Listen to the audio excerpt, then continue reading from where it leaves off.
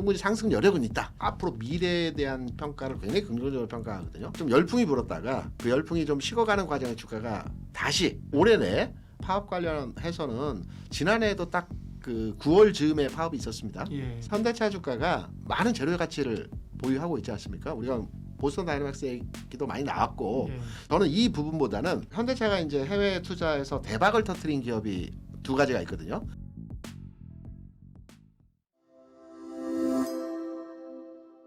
예민수의 경제 토크 KR 리서치 김대준 대표님과 로봇 이야기를 하겠습니다. 요즘은 뭐 로봇 하면 옛날처럼 뭐 감속기 뭐 이런 거 협동 로봇인 게 아니라 뭐 피지컬 AI 그죠? 네. 현대차 얘기를 뭐 아니할 수 없는 상황들인데 일단은 기본적으로 로봇에 대한 시장의 관심들이 전체적으로 그렇죠? 네. 연초처럼 이렇게 막 몰리지는 않습니다 아직은. 분산이 됐죠. 예. 저는 이제 개인적으로 이제 로봇 산업에 대해서 앞으로 미래에 대한 평가를 굉장히 긍정적으로 평가하거든요. 예. 우리가 흔히 시장에서 4차 산업 많이 얘기하지 않습니까? 예전에 한참 얘기했죠. 미래 산업은 4차 산업이다. 그러면 4차 산업의 구체적인 내용들이 인공지능 AI하고요. 그다음에 자율주행하고요. 그다음에 사물 인터넷, 그다음에 통신 정도 산업을 우리가 4차 산업의 군이라고 합니다. 산업군이라고 많이 얘기하는데 이 4차 산업군의 내용이 딱 핵심적으로 모여지는 게 로봇이거든요. 다 AI, 자율주행, 사물 인터넷, 뭐 통신이 딱 합작품으로 만들어진 게 로봇인데 로봇은 궁극으로 해서 뭐 내년, 내후년 뭐 이런 형태에서 계속 진행되어지는 재료가치 부각의 어떤 큰 아이템이라고 생각하기 때문에 관심도를 계속 가지고 가서 우리가 판단해야 되는 부분이고요. 다만 지금은 최근에 그 좀 열풍이 불었다가 그 열풍이 좀 식어가는 과정에 주가가 조정을 받는 형태로의 진행이 되어지고 있다라고 판단되거든요. 그래서 지금은 다소 소강 국면에서의 주가 상황에서의 모습을 보여주고 있지만 다시 네. 올해 내 충분히 제도해 갈 수 있는 흐름에서의 모습이 만들어질 수 있는 형태가 나타나지 않을까 이렇게 판단합니다. 젠스랑이 다시 한번 와야 되나요? 일본 같은데. 그러니까 말씀하신 것처럼 성장성 그죠? 네. 그다음에 뚝심 있게 사실은 해가는 데가 현대차 그룹인데 주가는 사실은 계속 흘러 내렸어요, 그죠? 예. 그럼 결국 이제 시장이 그 지금은 내러티브보다 뭐 실적 네. 혹은 뭐 노조 파업 네. 뭐 이런 걸 보는 건가요? 뭐 이제 현대차를 자동차 기업이라고 판단해서 관심도를 갖는 분들은 그렇게 많지 않으실 예. 겁니다. 로봇 기업으로 변신했다라고 해석을 하고 있고요. 그리고 이제 두 번째 파업 관련해서는 지난해에도 딱 그 9월 즈음에 파업이 있었습니다. 예. 3일 정도 했던 것 같은데요. 이때에도 파업 후유증에 대한 뭐 주가 분석이 많았었는데 그 당시에 주가 상황을 제 기억을 뒤집어서 생각해보면 9월 아마 3, 4, 5, 6 이때 파업이 있었는데 주가는 안정적으로 그때 뭐 큰 영향도가 없는 형태로 마무리가 되었습니다. 올해도 뭐 파업 이슈가 있긴 합니다. 네. 근데 실제적으로 이 부분이 영향도를 크게 줄 것이다. 이거는 이제 예측 부분에서의 영역이고요. 네. 저는 개인적으로는 이 파업 영향도가 크지 않을 것이라 판단하고 있고요. 네. 현대차 주가가 많은 재료 가치를 보유하고 있지 않습니까? 우리가 보스턴 다이내믹스 얘기도 많이 나왔고 예. 저는 이 부분보다는 현대차가 이제 해외 투자에서 대박을 터뜨린 기업이 두 가지가 있거든요. 보스턴 다이내믹스가 한 3조의 인수를 해서 지금 30조 평가로의 진행이 되어지고 있지 않습니까? 또 그리고 있어요? 자율주행 회사. 어. 자율주행 회사 그 네, 맞아요. 모셔널이라고 하는 네, 회사가 네, 있습니다. 네. 벤처기업 수준인데요. 이거 회사 같은 경우는 한 2조 원에 인수했습니다. 지금 시장 가치 평가가 20조가 넘습니다. 왜냐하면 이게 자율주행 4단계 테슬라하고 똑같은 4단계를 현재 진행하고 있거든요. 그래서 자율주행군과 관련해서는 모셔널이 거의 웨이모, 테슬라, 그 모셔널 이게 이제 3대 자율주행 그 기업이라고 많이들 얘기합니다. 이게 또 하나 터질 부분이 있기 때문에 현대차는 보스턴 다이내믹스로 한 번의 시세 현상에서의 움직임을 줬다라면 자율주행과 관련된 모셔널과 관련된 흐름으로 또 한 번 만들어줄 수 있는 재료 가치를 보유하고 있다. 그래서 충분히 상승 여력은 있다. 이렇게 해석을 합니다. 파업 이슈는 현대차는 노사가 서로 많은 경험을 가지고 있기 때문에요. 네. 그동안 예전에는 사실 심각했던 경우도 많았잖아요. 지금은 이제 서로 잘 알고 그죠. 네. 삼성전자나 삼성바이오 노조에서 시끄러운 것보다는 그죠. 다들 그럼요. 그러려니 그죠. 지나가려니 이제 하는 거고요. 그러면 이제 앞으로 남아있는 동력은 결국 자동차가 몇 대 더 팔리느니 이것보다는 그죠? 새로운 성장 동력에 대한 모멘텀일 텐데 거기 핵심엔 어쨌든 보스턴 다이내믹스가 있습니다. 네. 그리고 손정희 회장 쪽에서 소프트뱅크 지분 10% 남은 게 계속 어떻게 하느냐를 현대차 그룹에서 이제 다 받기로 네. 결정이 이제 오늘 났거든요. 네. 네. 그런 점에서 보면 이제 보스턴 다이내믹스의 흐름들은 어떻게 봐야 됩니까? 100% 인수하게 되면 네. 틀림없이 상장 추진하겠죠. 예. 이제 가볍게 상장 추진. 음. 왜냐면 옵션이 걸렸던 게 해제가 됐으니까 그렇죠. 상장을 추진하는데 여기서 이제 중요한 게 있습니다. 상장하면 무조건 대박이냐. 우리가 현대차 그룹에 대한 과거 상장과 관련된 이슈가 하나 있었죠. 인도 공장. 인도 공장이 그 상장하면서 인도 증시에 네네 인도 증시에 맞아요. 상장하면서 그때 제 기억으로는 기대감에 의해서 한 20만 원대에서 한 35만 원대까지 30만 원 이상의 주가를 움직였던 것 같아요. 상장되면 대박이다. 현대차 그룹은 어떤 그 자금 조달도 그렇고 그렇죠. 20만 원, 35만 원, 30만 원 넘어갔다가 조금은 더 그 평평하게 흐름이 하향 안정화되는 흐름들로의 모습이 나타났었거든요.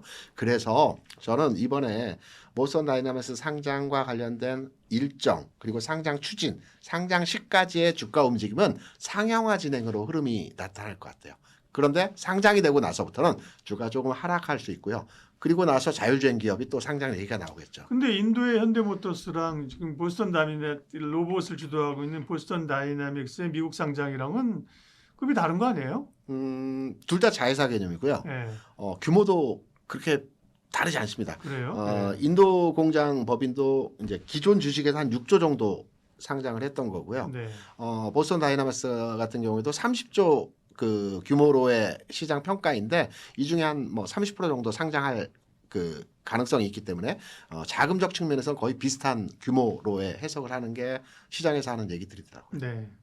그러면 현대차 그룹은 이제 자동차 그룹으로 보는 분들은 시각이 좀 다르겠지만 네. 로봇 기업으로 보는 분들은 여전히 긍정적으로 가져야 된다. 네, 긍정적으로 보시면 되고 주가가 뭐 연초 지난해 연말 한 40만 원 수준에서 70만 원 갔다가 지금 다시 40만 원 내려왔습니다. 네. 초반인데요. 그러면 40만 원 출발 70만 원 갔다가 40만 원으로 내려왔는데 지금 가격은 바닥 수준에서 흐름이고 전체적인 시장의 흐름에 대해서 제가 U자형을 계속 말씀드리고 있는데 네. U자형이라 하더라도 대형주 내에서 빠르게 움직이는 종목군들이 있지 않겠습니까? 아주 시총이 높은 몇몇 종목들은 좀 제한적인 움직임이 나타나겠지만 대형주가 다 못 움직이는 건 아니거든요. 이때 움직이는 종목이 현대차와 같은 종목들이 움직이지 않을까. U자형의 하단부 다지는 과정에서 그래서 다음 주 구간에서 관심도를 가져가 볼 만한 흐름에서의 모습들 예상하고 있습니다. 그러면 현대차, 현대모비스, 현대오토에버. 오토에버. 네. 아니 세 개 중에 뭐가 좋으냐고 여쭤보려 했더니 세 개가 핵심이군요. 그러니까. 네, 세 종목이 핵심입니다. 알겠습니다. 지웠네요 제가. 뭐 다른 위아나 글로비스 얘기는 안 했습니다. 어쨌든 간에. 네.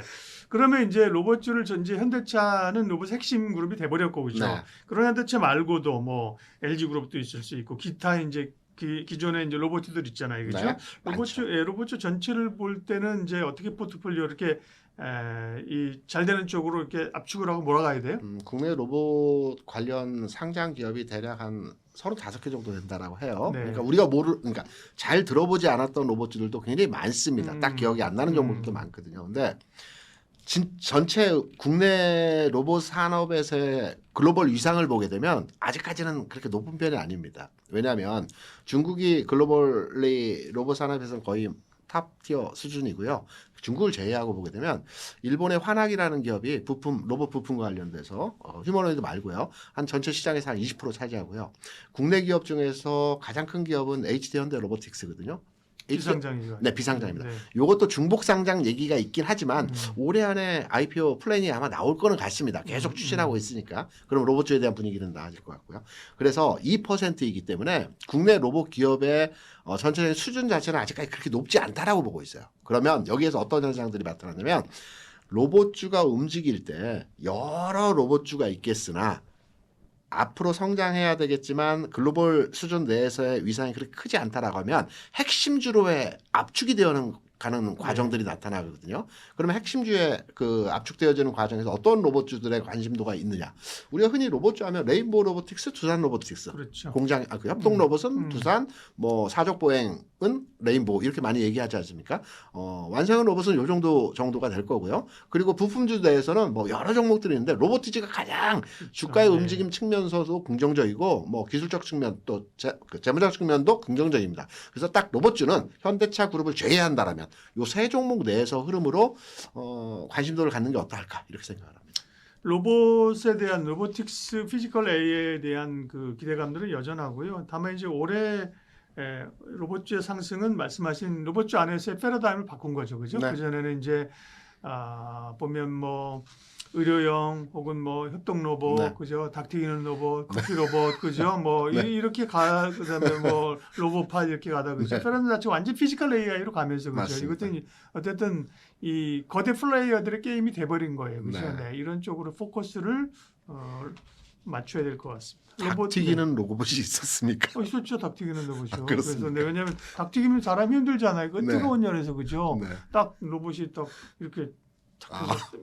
뭐 3분 3초 이렇게 아, 툭툭툭 털고 이게 있었어요. 어떻게 커피 로봇은 아시고 그죠? 네, 네. 네. 네, 로봇 이야기까지 KR 리서치 김대준 대표님 오늘 함께했습니다. 고맙습니다.